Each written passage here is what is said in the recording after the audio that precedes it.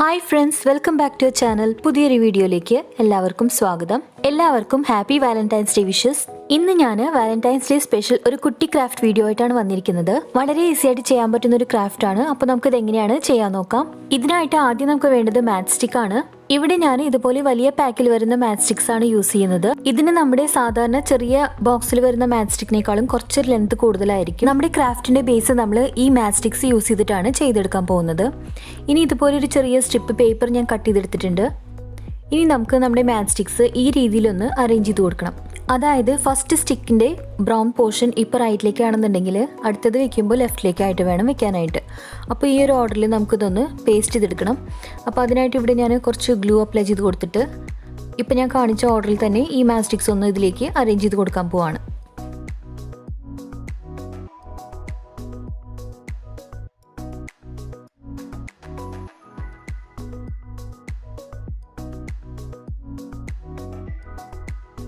അപ്പോൾ ഈ ഒരു ലെങ്ത്തിൽ ഞാൻ മാച്ച് സ്റ്റിക്സ് ഇവിടെ സ്റ്റിക്ക് ചെയ്ത് കൊടുത്തിട്ടുണ്ട്. ഇനി നമ്മൾ എന്താ ചെയ്യേണ്ടതെന്ന് വെച്ചാൽ ഇതിൻ്റെ ബാക്കിൽ നമ്മൾ വെച്ച് കൊടുത്തിരുന്ന പേപ്പർ ഉണ്ടല്ലോ, അതിൻ്റെ 4 സൈഡിൽ നിന്നും ഇതുപോലെ ഒന്ന് കട്ട് ചെയ്ത് കളയാം. അതായത് നമ്മുടെ മാച്ച് സ്റ്റിക്സിനെ കവർ ചെയ്ത് വരുന്ന രീതിയിൽ പേപ്പർ നിൽക്കാൻ പാടില്ല. ആ ഒരു രീതിയിൽ നമുക്ക് ഇത് പതുക്കെ ഒന്ന് താഴോട്ട് ബെൻഡ് ചെയ്തിട്ട് ഇങ്ങനെ ഒന്ന് കട്ട് ചെയ്ത് കളയാം. കണ്ടോ, ഈ ഒരു രീതിയിൽ നമുക്ക് 4 സൈഡിൽ നിന്നും പേപ്പർ കട്ട് ചെയ്ത് ക്ലീൻ ആക്കി എടുക്കാം. ഇനി നമ്മൾ എന്താ ചെയ്യേണ്ടതെന്ന് വെച്ചാൽ വൈറ്റ് ആക്രിലിക് പെയിൻറ്റ് യൂസ് ചെയ്തിട്ട് ഇതിൻ്റെ ഈ സെൻറ്റർ പോർഷൻ മാത്രം ജസ്റ്റ് ഒന്ന് പെയിൻറ്റ് ചെയ്തെടുക്കാം.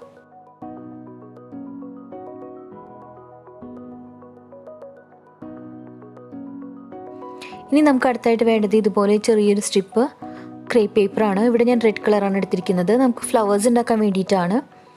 അപ്പോൾ റെഡ് കളർ ക്രേപ്പ് പേപ്പർ ഇതുപോലെ ചെറിയൊരു പീസ് കട്ട് ചെയ്തെടുത്തിട്ട് നമുക്ക് ഇതുപോലെ ഒന്ന് ചുറ്റി എടുക്കാം. ആദ്യം ഒന്ന് ലൂസായിട്ട് ചുറ്റിട്ട് പിന്നെ അത് ജസ്റ്റ് ഒന്ന് ടൈറ്റായിട്ട് ഒന്നുകൂടെ റോൾ ചെയ്ത് കൊടുത്താൽ മതി.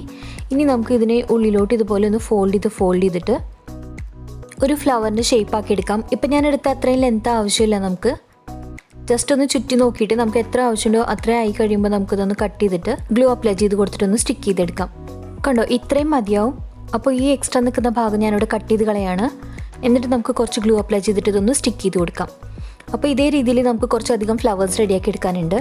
പിന്നെ നമുക്കറിയാമല്ലോ, നമ്മൾ ബേസായിട്ട് യൂസ് ചെയ്യുന്നത് മാച്ച് സ്റ്റിക്കിൻ്റെ നമ്മൾ ഒട്ടിച്ചെടുത്ത ആ ഒരു പീസാണ്. അപ്പോൾ അതിൻ്റെ ഉള്ളിൽ ഒതുങ്ങുന്ന രീതിയിൽ വേണം നമുക്ക് ഈ ഫ്ലവേഴ്സ് അറേഞ്ച് ചെയ്ത് കൊടുക്കാനായിട്ട്. അപ്പോൾ ഇവിടെ കുറച്ച് ഫ്ലവേഴ്സ് ഞാനിവിടെ റെഡിയാക്കി വെച്ചിട്ടുണ്ട്.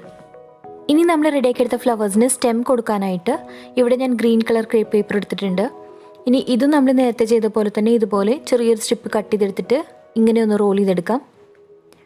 ഇത് ജസ്റ്റ് ഇങ്ങനെ റോൾ ചെയ്ത് വെച്ചാൽ മാത്രം മതി. ഇനി ഇതിൻ്റെ എൻഡ് ഷാർപ്പായിട്ടുള്ള എൻഡ് പോലെ ഉണ്ടെങ്കിൽ അത് ജസ്റ്റ് ഒന്ന് സിസർ വെച്ചൊന്ന് കട്ട് ചെയ്ത് കൊടുക്കാം. ഇത്രയേ ഉള്ളൂ, നമ്മുടെ ഫ്ലവറിൻ്റെ സ്റ്റെം റെഡി ആയിട്ടുണ്ട്. അപ്പോൾ ഇതുപോലെ കുറച്ച് സ്റ്റെംസ് നമുക്ക് റെഡിയാക്കി എടുക്കാം. അപ്പോൾ നമ്മുടെ ഫ്ലവേഴ്സും സ്റ്റെമ്മും ഇവിടെ റെഡി ആയിട്ടുണ്ട്. ഇനി നമുക്ക് എങ്ങനെയാണ് ഇത് അറേഞ്ച് ചെയ്ത് കൊടുക്കാൻ നോക്കാം. അപ്പോൾ നമ്മുടെ പെയിൻറ്റൊക്കെ ഇവിടെ കംപ്ലീറ്റായി ഡ്രൈ ആയി കിട്ടിയിട്ടുണ്ട്. ഇനി നമുക്ക് ഇതിൻ്റെ മേലെ നമ്മുടെ ഫ്ലവറിന് റെഡിയാക്കി എടുത്ത സ്റ്റെംസും അതുപോലെ ഫ്ലവേഴ്സും കൂടി ഇതിൻ്റെ മേലെ സ്റ്റിക്ക് ചെയ്ത് കൊടുക്കാം.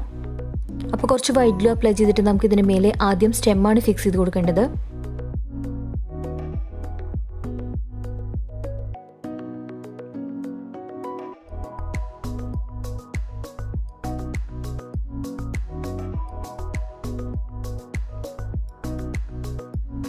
അപ്പോൾ ഞാനിവിടെ എല്ലാ സ്റ്റെംസും സ്റ്റിക്ക് ചെയ്ത് കൊടുത്തിട്ടുണ്ട്. ഇനി നമുക്ക് ഇതിൻ്റെ മേലെ ഫ്ലവേഴ്സ് അറേഞ്ച് ചെയ്ത് കൊടുക്കാം.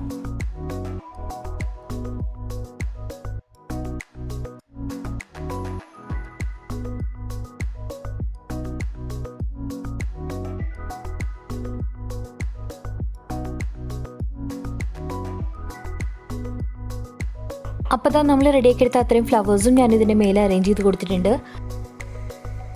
ഇനി ഞാനിത് ഇതുപോലെ ചെറിയൊരു ബോ റെഡിയാക്കി എടുത്തിട്ടുണ്ട് സാറ്റിൻ റിബണിൻ്റെ. അത് ഞാനിതിൻ്റെ മേലെ ആയിട്ടൊന്ന് സ്റ്റിക്ക് ചെയ്ത് കൊടുക്കുകയാണ്. അപ്പോൾ നമ്മുടെ ഫ്ലവർ ബൊക്കെ ഇവിടെ റെഡി ആയിട്ടുണ്ട്.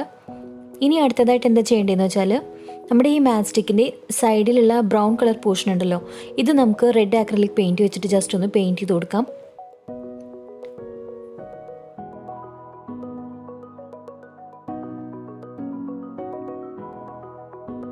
ഈ രീതിയിൽ നമുക്ക് ഇതിൻ്റെ 2 സൈഡിലും റെഡ് ആക്രിലിക് പെയിൻറ്റ് വെച്ചിട്ടൊന്ന് പെയിൻറ്റ് ചെയ്തെടുക്കാം.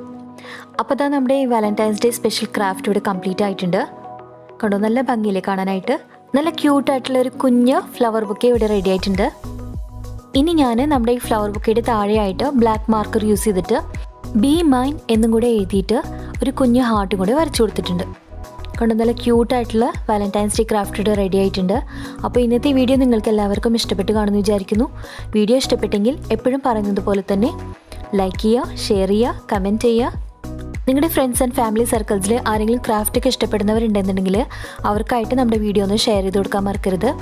അതുപോലെ തന്നെ പുതിയതായിട്ട് നമ്മുടെ ചാനലിലേക്ക് ആരെങ്കിലും വന്നിട്ടുണ്ടെങ്കിൽ ചാനൽ സബ്സ്ക്രൈബ് ചെയ്യാൻ മറക്കരുത്. ബെൽ ബട്ടണും കൂടി ക്ലിക്ക് ചെയ്തിട്ട് ഓൾ എന്നും കൂടി എനേബിൾ ചെയ്തിട്ടാൽ മാത്രമേ ഞാൻ വീഡിയോസ് അപ്ലോഡ് ചെയ്യുമ്പോൾ അപ്പോൾ തന്നെ നിങ്ങൾക്ക് നോട്ടിഫിക്കേഷൻസ് കിട്ടുള്ളൂ. അപ്പോൾ ഇന്നത്തെ വീഡിയോ ഞാനിവിടെ വൈൻഡ് അപ്പ് ചെയ്യാണ്. പുതിയൊരു വീഡിയോ ആയിട്ട് നമുക്ക് വീണ്ടും കാണാം. അതുവരെ ടേക്ക് കെയർ ആൻഡ് ബൈ.